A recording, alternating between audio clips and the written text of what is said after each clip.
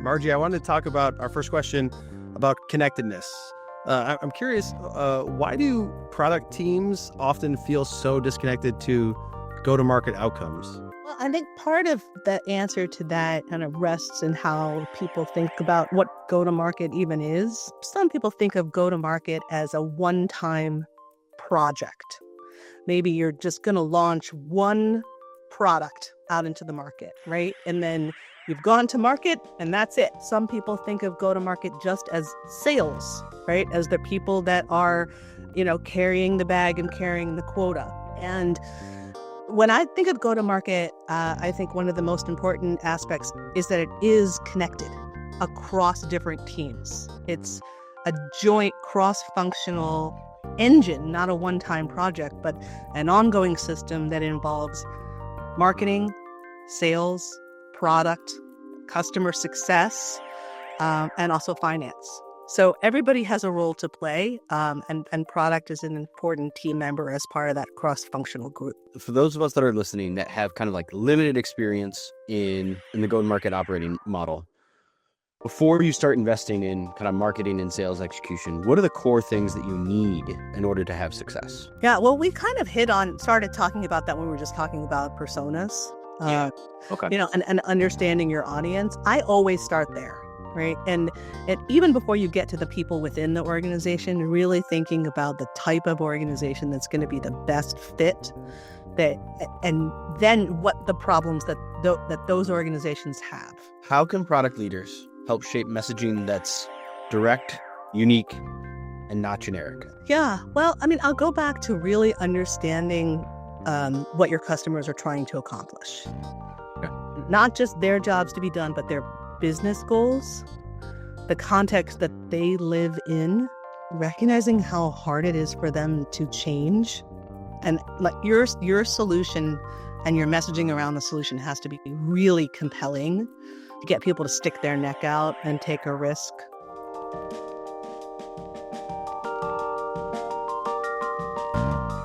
We had two guests today. We had Andrew, but we also had Margie Agin with us. Margie talked to us a ton about go-to-market strategy and the connection to product and business goals. It was an amazing episode. Andrew, what are your takeaways? I love the conversation. So much fun. The two things that I stuck out with me were the connectedness. How do you take a product person and connect them to the go-to-market outcomes? And then later on in the episode, we talked about the importance of having a really strong, distinct point. I loved it. Yeah, got to have a point, right? This is a great episode. Let's get it. Hi, everybody. We are here today with Margie Agin. She is a go-to-market advisor and practitioner for B2B tech scale-ups, particularly cybersecurity, IT, and OT. She translates complex technical topics into sales enablement tools and targeted campaigns so her clients can get more meetings, demos, and sales. Before founding Centerboard Marketing, Margie led a dynamic generation efforts for the education technology company Blackboard and digital marketing for video conferencing leaders Tandberg and Cisco. She also taught marketing at Johns Hopkins University and wrote the book Brand Breakthrough: How to Go Beyond a Catchy Tagline to Build Authentic, Influential, and Sustainable Brand Personality. Thank you so much for being here today. Thanks for having me. All right. We also have a special co-host today. Andrew Knobloch, ITX's Director of Sales, is with us today. We're really excited to have you, Andrew, and you're going to kick us off today. Thanks, Sean. Yeah, good to be here. And Margie, I wanted to talk about our first question about connectedness. I'm curious, why do product teams often feel so disconnected to go-to-market outcomes? Well, I think part of the answer to that kind of rests in how people think about what go-to-market even is. I think if we asked the people on this screen or we went out to 10 different people, we would get 10 different answers of what people think the term go-to-market refers to. So maybe just for 1 second, I'll tell you how I think of go-to-market. And as part of that, I think it'll answer your question about why different teams, product and others, maybe feel disconnected from it. And I think that's because most people think, or some people think of go-to-market as a one-time project. Maybe you're just going to launch one product out into the market, right? And then You've gone to market and that's it. So some people think of it that way. Some people think of go-to-market just as sales, right? As the people that are, carrying the bag and carrying the quota. And so they don't see themselves in that definition. And when I think of go-to-market, I think one of the most important aspects is that it is connected across different teams. It's a joint cross-functional engine, not a one-time project, but an ongoing system that involves marketing, sales, product, customer success, and also finance. So everybody has a role to play, and product is an important team member as part of that cross-functional group. You make those, you mentioned marketing, finance, sales. Seemingly, those could be viewed as stakeholders, but how do you make them partners to the go-to-market team, the go-to-market outcomes? Yeah, I mean, that's the $1,000,000 question, right? Is when you've got a cross-functional team, who's the owner? Because if everybody has a stake in it, but there is no actual owner, then sometimes it's really difficult to get, if you have a difference of opinion, or you just need to, have an outside point of view that is not biased or weighted towards one of those cross-functional areas, it can be tricky. So the most successful cross-functional go-to-market teams that I have seen are typically run by, let's say, not run, but owned by the CEO or the president of a company. Doesn't mean that they're in the weeds in every decision, but they have kind of oversight and ownership, because they're really, if you think about it, the only one, maybe there's a chief operating officer, but generally that's the only one who sort of can balance across all of those different teams. That's really interesting to me. I was surprised when you said that the CEO is the best quarterback there. What are the behaviors that they exhibit in that role that makes them the best for that makes them the best to carry that out? So I think, and I kind of hesitated when I said run versus own, right? Yeah. Because you don't want your CEO waking up in the middle of the night saying, why aren't we ranking for this keyword, right? We don't want them saying add this feature to the roadmap. We don't want them totally in the weeds, but ideally they can set a strategy for the entire company. When you're looking at go-to-market, really it all stems from what are your business goals, right? How much do you want to grow in the next year? Where do you think you're going to grow the most, right? How are you going to make decisions, how to prioritize what you're going to do and not do? And probably everybody at that table has a slightly different perception of the answer to those questions, right? And they all come with their own data in their own, their own dashboard. And if one parties is, the loudest in the room, and the others aren't listened to, then the decisions that you make might be skewed in one direction or another without considering all of the downstream impact. So ideally, the person who's the owner of that team is the one who's able to, listen to all of the inputs, but then connect the strategy to execution and make sure everyone understands and is on point with the strategy. Is that we talked in our pre-call for this, we talked about kind of like business context. So what is that business context everybody should understand, every product manager should really understand when approaching, when approaching this go-to-market subject? So if you're sitting within the product team, and then you're a product manager, that could mean, in some companies, it might mean that there's only one product, right? And so you essentially are the voice of the entire product organization, right? In other companies, you may be one product manager among 6 or 20 or 30. And in which case, to you, your product is the whole world. So especially in that case, it's to think about the business context is to think about your product and how it fits into the whole portfolio. I don't know, do you have specific goals? Does the organization have specific growth goals, sales goals, usage goals, positioning goals for your product? Maybe it's a beachhead product, right? It's like the one that people buy first to help the company get the foot in the door. Or maybe it's an add-on to another product, or it's always sold with something else. Or maybe it's, you know, the one that comes in late in the game. So understanding the context of where you fit in the overall portfolio is important, because ultimately you're giving guidance to the sales, assuming it's a sales-led organization, okay, or even to the marketing team, of how much effort they're going to put into your product versus the other products, and how they're going to explain how this product fits into um, the overall portfolio, the overall company story, the overall narrative.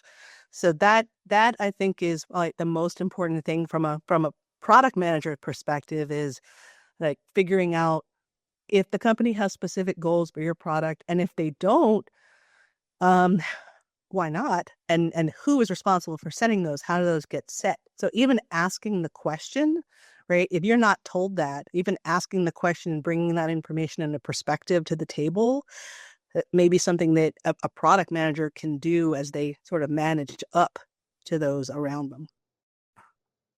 Really great. Yeah, there's the, again, that's the connectedness theme. And there's a lot you mentioned before. There's so many people involved, stakeholders and team members as you go to market, but also how you go to market depends a lot on your company size, where you are in maturity level. And I guess I'd love to hear more about, we talked a bit about the maturity stages that you use and how they differ. And through the lens of, what does a product manager need to know about those 3 stages? I'd love to hear more about that. So you could think of companies in their go-to-market kind of maturity as maybe they might fall into one of 3 main buckets. And there's nuances among all of these buckets, but the 3 main buckets, we'll call the first one problem market fit, right? Then we have product market fit, which is, a term a lot of people use to be like, yeah, we've hit it. That's our goal, right? And then ultimately there's platform market fit. So there's some nuances among these different 3 areas. So let's take problem market fit. In this kind of example, you're maybe a startup, right? Or you're a small business. You're kind of still in search of your big idea. You're testing out a lot of things. You're still in early days. And so you might not know exactly who your ideal customer is at this point, right? Because you're still pressure testing different groups within the organization. Your product, you may be more open to customization, right? With your first sort of set of design partners. You actually need a lot of agility and flexibility at this stage to be able to change and adapt on a dime. And it might be okay if your founder, has one story that he tells to one, one prospect, and then different story that he's telling to a different prospect.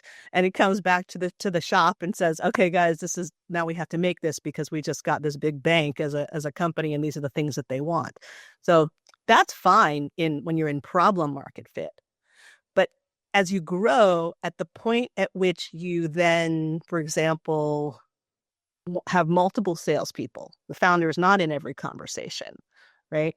And you need to start scaling because maybe you just got a bunch of funding and now we want to grow faster. That agility is going to kill you.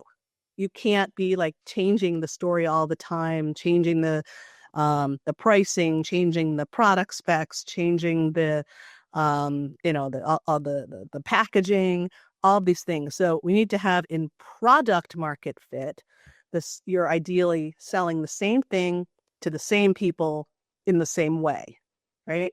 And that like struggle point where companies have one foot in the old world but yet they're trying to move on to the next world. That's where there's a lot of conflict and friction, because there may be some behaviors still that are appropriate for that first stage of maturity, but just are getting in the way of growth when you need to become more scalable. In my head, I'm stuck. I'm a huge West Wing television show nerd, And there's this whole thing at the end of season 7. Now, this is post Sorkin era, so don't judge it. But there's this whole thing where there's this romance to campaigning, right? There's this beautiful romance on the ground campaigning, but then you go to govern and it's meat and potatoes time. It's like grind it out time. And I'm feeling a little bit of that as you talk about product, and we haven't even gotten to platform yet. Yeah. I mean, some people love that first stage, and some companies stay there for a long time. And actually, God love them, right? Because it's chaos, but they love it. And would rather stay in that period of time for a long time.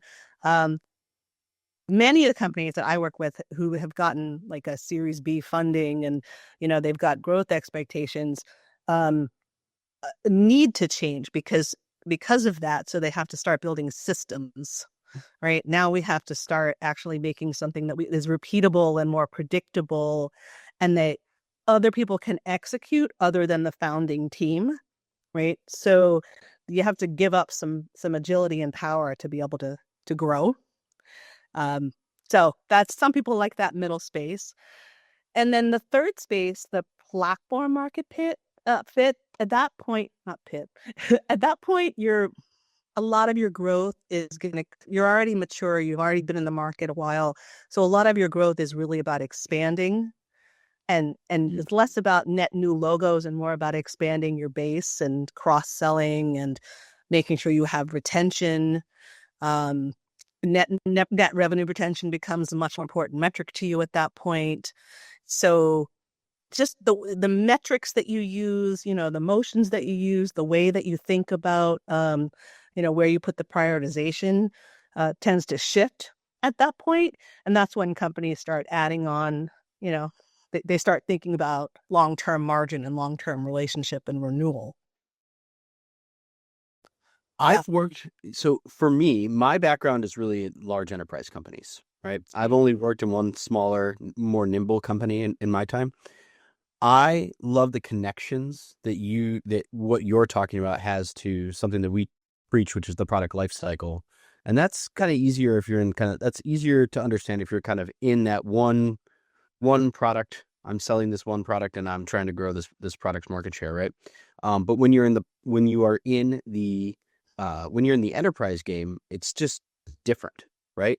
So how does somebody change their mindset going from, all right, I know how to do this with one product, but now I'm working with an enterprise level platform with multiple offerings housed inside of it, right? How do I make the jump? Yeah, that not gonna lie, that's really, really difficult. Right. Yeah. I mean, yeah, because at that point you've got different products in different stages. So you're asking questions like, do they all have the same customer profile?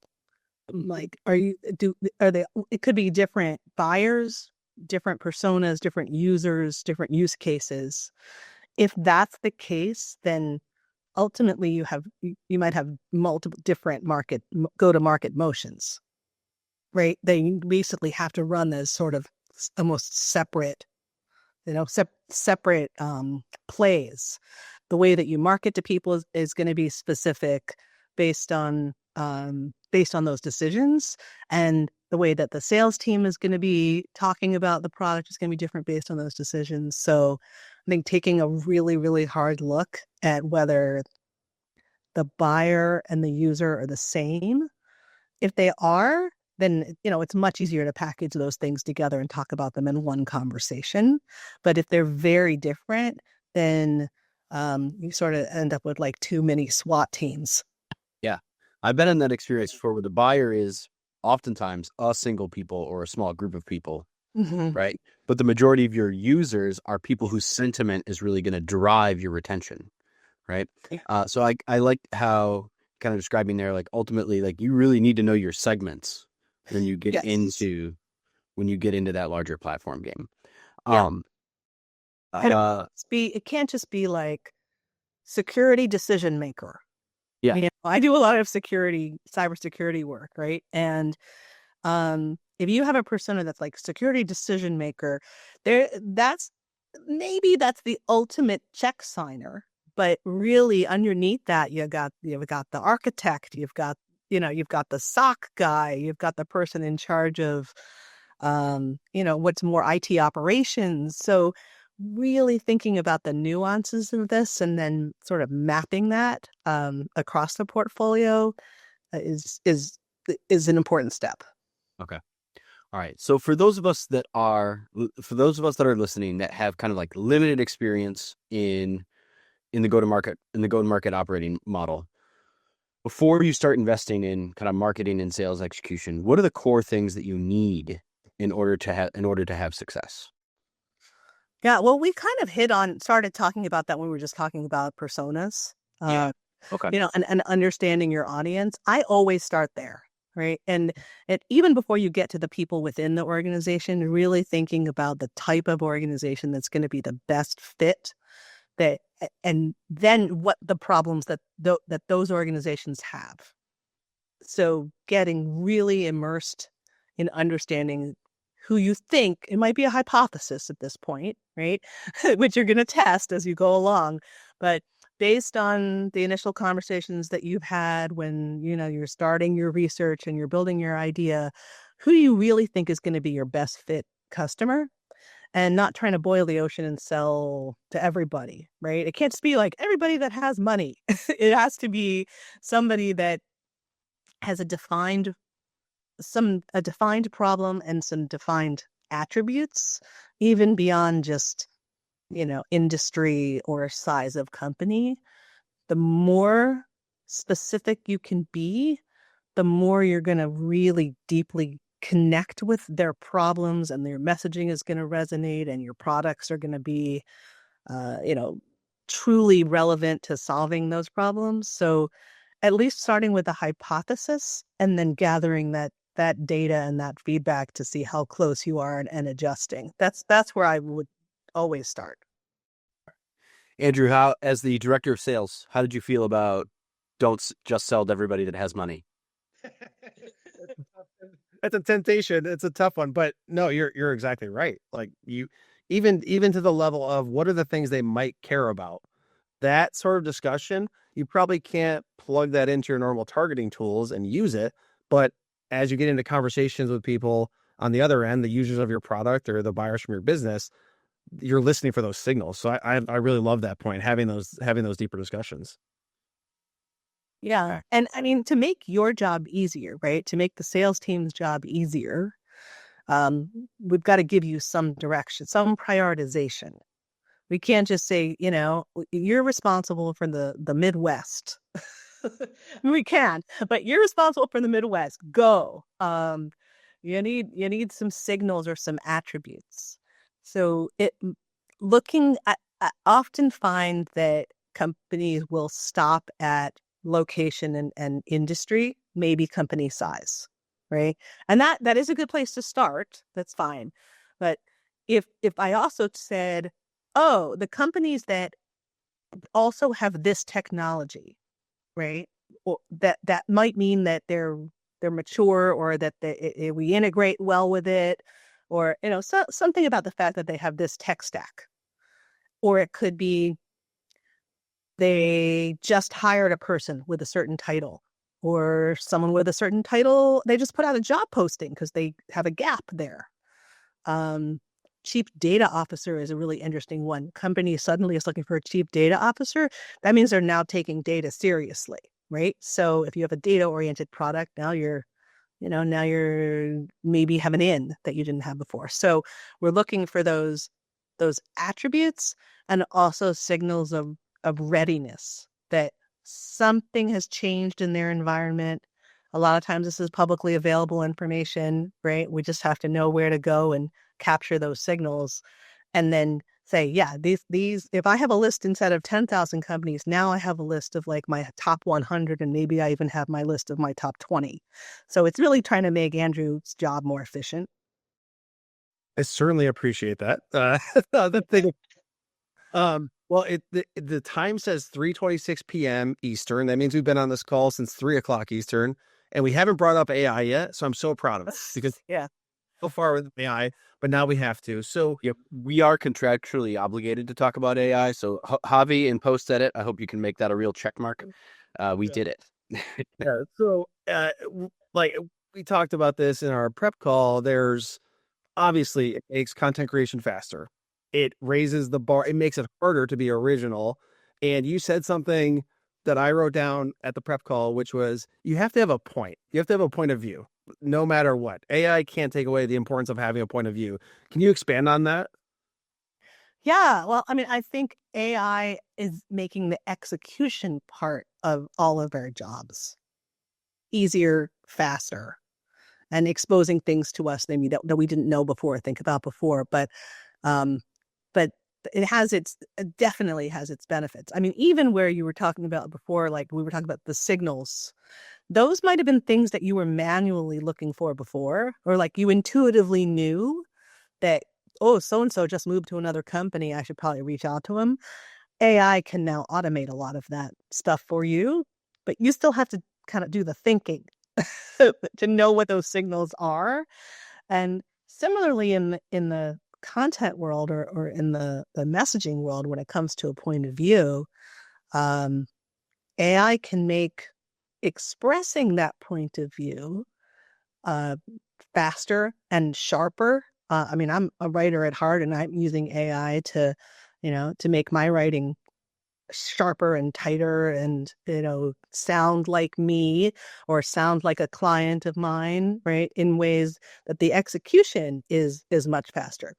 But the difficult part is always what the difficult part was, which is figuring out what you have to contribute to the conversation that is unique, that people haven't heard a million times before, that makes people think, maybe exposes a gap that they didn't know was there, maybe explains why you started the company in the first place, or why this approach that you're taking with this product is actually different, better, faster than something that they've been doing traditionally, and why it matters.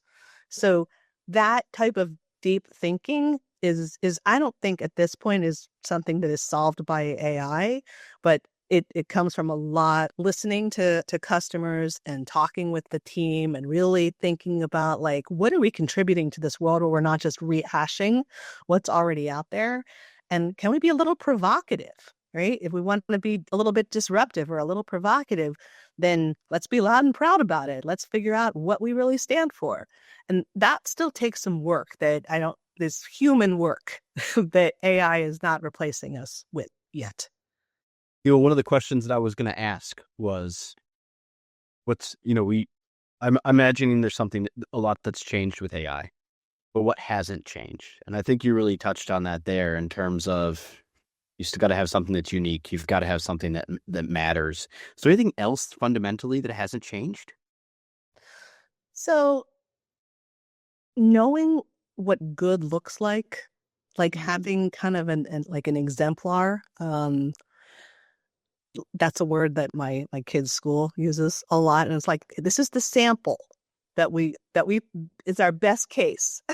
This is so when you write your report, or you do your work, or you write your code, or you craft your messaging, this is what a good example looks like. And in that sense, you need to have sort of that toolkit of examples to feed the AI and to train the AI.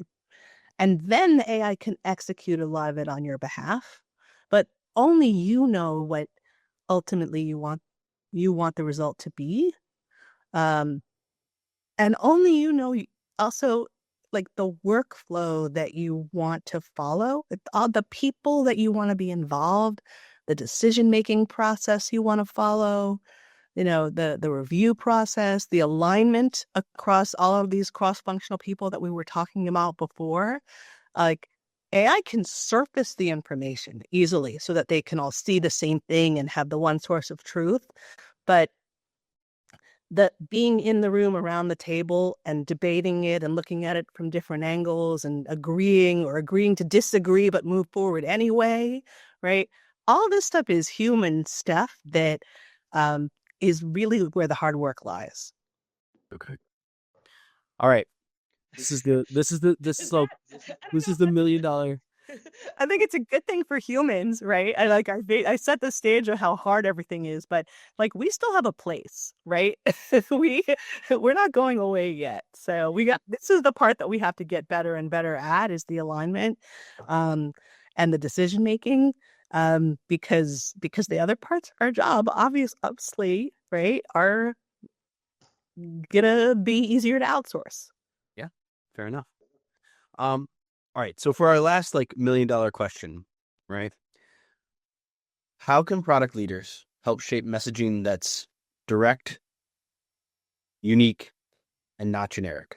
What are just some easy tips that somebody could take away today and go, hey, I know the conversation I want to have with marketing and sales next based on the next thing that I'm helping to market?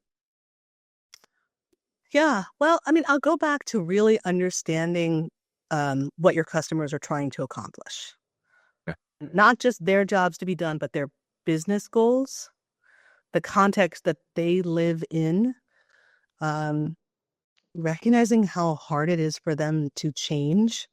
And like your solution and your messaging around the solution has to be really compelling to get people to stick their neck out and take a risk. I honestly find this more lately. I'd be curious if you guys feel this too, but I've had my business 13 years and I've been in marketing, 30 plus. And like you always talk about driving urgency and all that, but I feel like lately it's really hard to get people to change. There's a lot of uncertainty. So I think just recognizing that and thinking, have we done enough and have we told a good story that it's worth the pain of having to change? How do we express why it's really worth it? I love it. With our experience with one of our customers right now, it's a platform for small businesses, right? So when you think about the price of change, right? We're talking about not only are you changing something for somebody who has to administer this product, but you're also changing this one thing for somebody who wears a lot of different hats, because in the small business world, nobody is one thing, right? So I think that price of that, I really like that. That'll be my first here. I'm going to go to takeaways next, but my first thing is really understand the pain of the change that you might be introducing. Is it worth it? I love that. That's an amazing takeaway. Here are my other ones from today. I've got go-to-market is an extension of business goals.